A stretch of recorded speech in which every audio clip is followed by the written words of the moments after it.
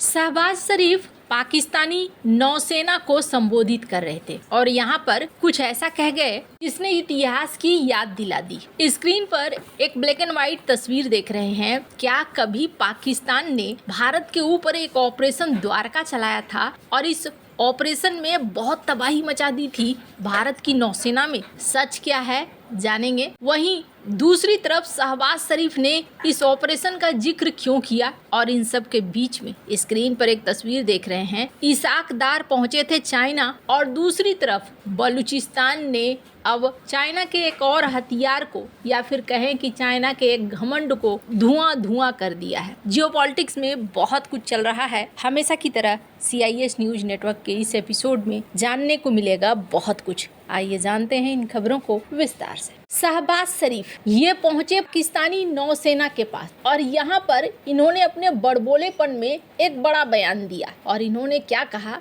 इन्होंने कहा कि हम ऑपरेशन द्वारका करने को एक बार फिर से तैयार थे। वैसे तो बार बार भारत से पिटाई खाता है, फिर धूल पोंछता है, फिर ताव में उछलने लगता है। 1948 से लेकर ऑपरेशन सिंदूर तक भारत बुरी तरीके से हारने के बाद भी पाकिस्तान भारत को धमकाने से बाज नहीं आ रहा है। पाकिस्तान के प्रधानमंत्री शहबाज शरीफ ने एक बार फिर से गीदड़ भभकी देते हुए कहा कि पाकिस्तान की नौसेना ऑपरेशन द्वारका जैसा अभियान चलाने के लिए पूरी तरीके से तैयार थी और पाकिस्तान की जमीनी और वायुसेना ने मुंहतोड़ जवाब दे दिया। इसी वजह से भारतीय नौसेना आगे नहीं आई। मतलब सोचिए, उस देश के प्रधानमंत्री जिसके 12 से ज्यादा एयरबेस पर भारत ने डायरेक्ट हमले किए थे, मतलब जिस शहबाज शरीफ को अभी 2-4 महीने शर्म से अपने घर से बाहर नहीं निकलना चाहिए था, वो गीदड़ भभकी देने में लगे हैं। शहबाज शरीफ ने क्या कहा कि जमीन और हवा में हार के बाद भारत की नौसेना पाकिस्तान के सामने हिम्मत नहीं जुटा सकी और फिर उन्होंने कहा कि हम तो ऑपरेशन द्वारका कर देते, ऑपरेशन सोमनाथ कर देते।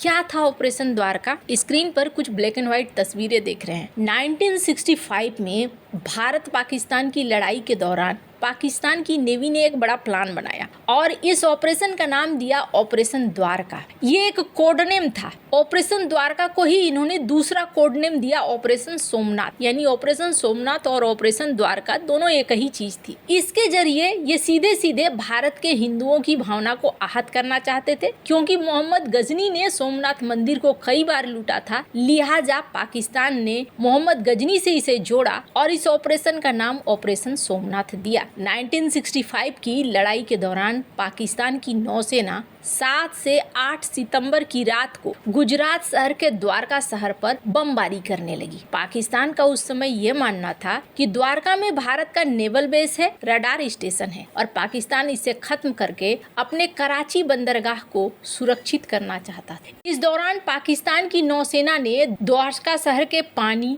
समुद्री और नागरिक क्षेत्र में काफी देर तक बमबारी करी। यह हमला करीब 22 मिनट तक चला था और इस दौरान करीब 60 से ज्यादा बम के गोले दागे गए थे। लेकिन बाद में खुलासा हुआ कि उस दौरान द्वारका शहर में ना तो कोई नेवल बेस था और ना ही कोई रडार स्टेशन। भारत ने उस दौरान पाकिस्तान की नौसेना को आराम से बमबारी करने दिया था ताकि उसे लगे कि उसने नेवल बेस को उड़ा दिया है। पाकिस्तान की बमबारी में भारत को कोई नुकसान नहीं हुआ। भारत के रेलवे स्टेशन से लेकर मंदिर तक पूरी तरीके से सुरक्षित थे। लेकिन पाकिस्तान आज तक यही मानता है कि उसने द्वारका शहर में भारत के नेवल बेस और रडार स्टेशन को उड़ा दिया और उसकी इसी गलतफहमी का नतीजा पाकिस्तान को 1971 के युद्ध में चुकाना पड़ा। इसलिए डिफेंस की दुनिया में ज्यादातर रणनीति या दुश्मनों की गलतफहमी पर कभी कोई सफाई नहीं दी जाती है। जिस 1965 के ऑपरेशंस को लेकर पाकिस्तान अपने आप को बाहुबली दिखाने की कोशिश कर रहा है, आपको बता दूं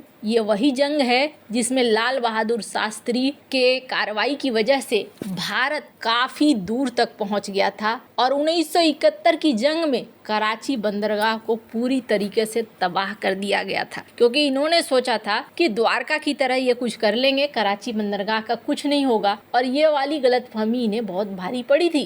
वैसे पाकिस्तान के PM जहां एक तरफ ये राग अलाप रहे हैं, वहीं दूसरी तरफ पाकिस्तान के उप प्रधानमंत्री और विदेश विदेश मंत्री ये पहुंचे चाइना। हालांकि इनका स्वागत देखिए, एक तो कोई रेड कारपेट नहीं, एक वैन लेकर आ गए, उस वैन में बिठाकर लेकर चल दिया। वहां पर मुलाकात तो हुई, इनके डेलीगेशन के बीच में मुलाकात हुई। और जब ये मीटिंग हो रही थी, हालांकि इस मीटिंग में भी बहुत सारी चीजें हुई है, मैं आपको अगले वीडियो में इसके बारे में बताऊंगी कि चाइना ने यहाँ पर क्या कह के पाकिस्तान को एक बड़ा झटका दिया है। जिस तरीके से ठंडे तरीके से स्वागत किया गया, एक तो समझ में आ गया कि चाइना नाराज है पाकिस्तान से। दूसरी बड़ी चीज, यहाँ पर ये सफाई देने पहुंचे थे, दूसरी तरफ चाइना के हथियारों की धज्जियां उड़ रही थी। नहीं जी, इस बार भारत नहीं बल्कि इस बार बलूचिस्तान ने किया है। भारत ने ना एक और बड़ी हरकत करी है, ऐसे करना नहीं चाहिए। हुआ क्या, भारत ने जितने पाकिस्तानी हथियारों को मार गिराया उन सब की प्रदर्शनी रख दी और सबको दिखलाया कैसे हमने चाइना के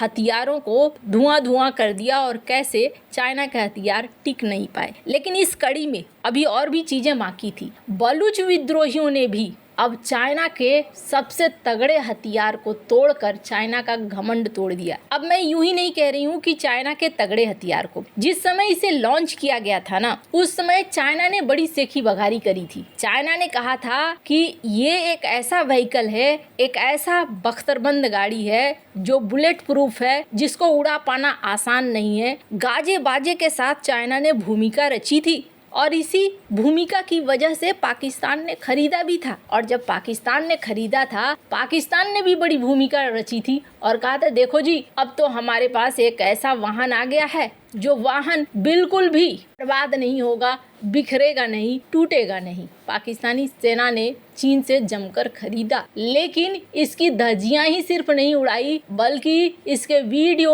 और इसके इमेजेस को भी बलूचिस्तान ने शेयर किया है। बलूच विद्रोहियों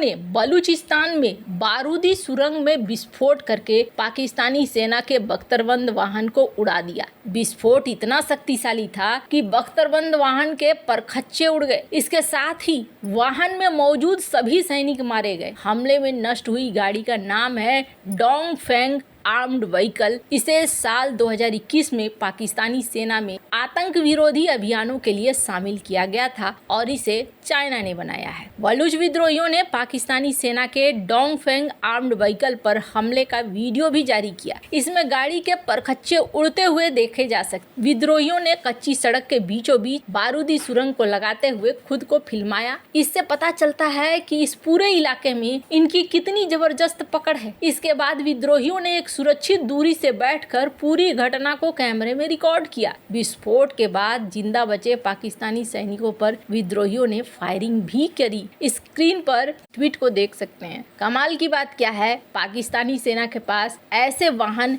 एक नहीं, दो नहीं, तीन नहीं, 300 है और इन्होंने 300 खरीदा है थोक के भाव में। डोंगफेंग मैंगसी 120 किलोमीटर प्रति घंटा की स्पीड से दौड़ सकता है, कई खूबियों से लैस है, लेकिन अभी पुर्जा हुआ पड़ा हुआ है। वैसे आपको क्या लगता है इन सब मामले में, आपकी क्या राय है, कमेंट कर जरूर बताएं। जल्द मिलते हैं अगले वीडियो में नई खबर के साथ।